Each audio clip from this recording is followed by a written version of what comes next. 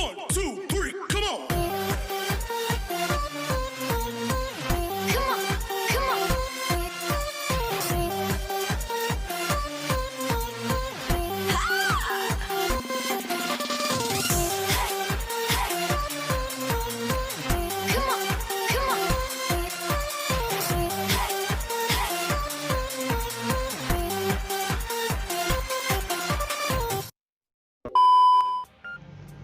Oke guys, di video kali ini gue akan membahas stabilitas melintang.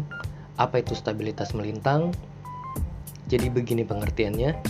Stabilitas merupakan suatu tema yang sangat penting untuk dimengerti oleh para pelaut, terutama mualim ataupun deck officer yang bekerja di atas kapal.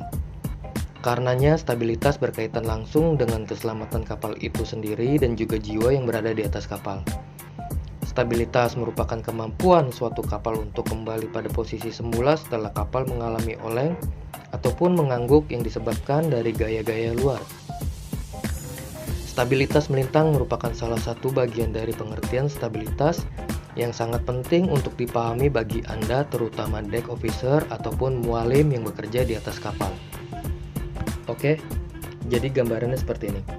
Ketika sebuah kapal mengapung di atas permukaan air dalam keadaan tegak lurus seperti ini, ada dua gaya utama yang berperan pada kapal itu sendiri. Yang pertama adalah gaya yang disebabkan oleh bobot kapal yang bekerja vertikal ke arah bawah. Gaya berat kapal ini dianggap bekerja pada suatu titik G atau titik center of gravity yang digambarkan seperti ini. Dia akan selalu bekerja ke arah bawah. Dan gaya yang kedua adalah gaya buoyancy ataupun gaya apung yang disebabkan oleh air yang diusir atau dipindahkan oleh volume kapal yang berada di permukaan air. Gaya apung ataupun gaya buoyancy ini dianggap bekerja pada suatu titik yang disimbolkan titik B. Dia bekerja ke arah atas seperti ini, sehingga gaya berat ke arah bawah yang berwarna hijau dan gaya apung yang bergerak ke arah atas yang berwarna merah bekerja berlawanan pada satu garis yang disebut dengan garis center line atau biasa disingkat garis CL. Karena bekerja pada suatu garis dan pada beratan yang sama, maka tidak ada gaya miring atau gaya tenggelam sehingga kapal stabil mengapung di atas permukaan air. Ketika kapal dipengaruhi gaya dari luar dan kapal tersebut miring atau oleng pada sudut kemiringan tertentu, maka miringnya kapal itu dia berpusat pada suatu titik maya yang dianggap ada pada posisi titik merah seperti ini, yang disebut titik M atau juga disebut titik metacenter. Titik metacenter ini merupakan perpotongan antara center line kapal ini dengan garis tegak lurus yang ini atau garis normal. Dari garis normal ini berada pada jarak titik K dan titik N. Di video berikutnya saya akan menjelaskan titik K, titik B, titik GZ dan sebagainya, apa itu BM atau KN yang berkaitan dengan stabilitas dan juga karakternya ya. Oke, lanjut. Nah, titik G, walaupun kapalnya miring, dia tetap berada pada posisi asalnya selama tidak ada perubahan beban ataupun komposisi kapal yang dirubah ataupun perubahan bentuk kapal itu sendiri ya. Sedangkan titik B, titik buoyancy, dia akan bergerak atau bergeser ke arah miringnya kapal, menjadikannya titik B baru atau B aksen. Ini disebabkan karena titik B merupakan titik tengah dari volume bentuk kapal yang berada di bawah air. Ketika kapal miring, maka bentuk water plane-nya berubah, sehingga titik B pun berubah.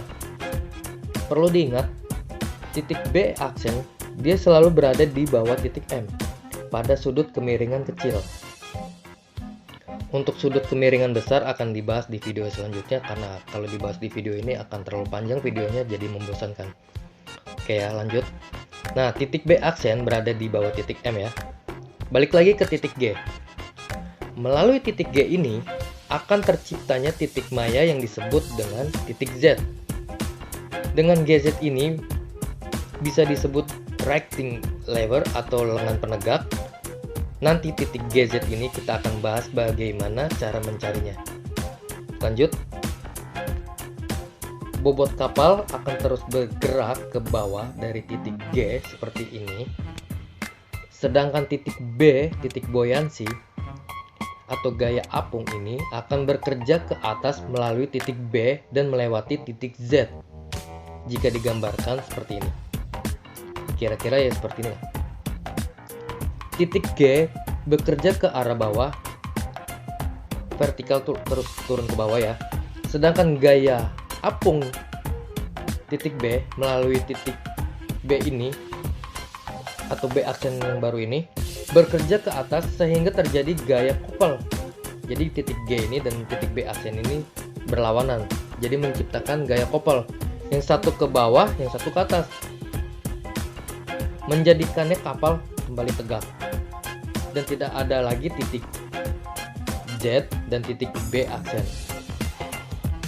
Dan juga titik buoyancy atau B aksen kembali ke titik B yang semula. Jadi B aksennya hilang. Sehingga menyebabkan gaya apung, gaya ke atas berada vertikal sejajar dengan di bawah titik G. Nah, dua gaya ini kembali bekerja berlawanan arah ya, pada satu garis dengan besaran yang sama sehingga resultannya menjadi 0 dan kapal menjadi tegak kembali. Jadi demikianlah pembahasan singkat dari saya, Alam Mr. Kompes. Semoga video ini menjadi bermanfaat dan memberi pemahaman yang cukup mudah dimengerti bagi Anda. Jangan lupa like dan subscribe dan bagikan video ini sebanyaknya karena video ini mungkin berguna untuk teman Anda. Sampai jumpa di video berikutnya. Bye.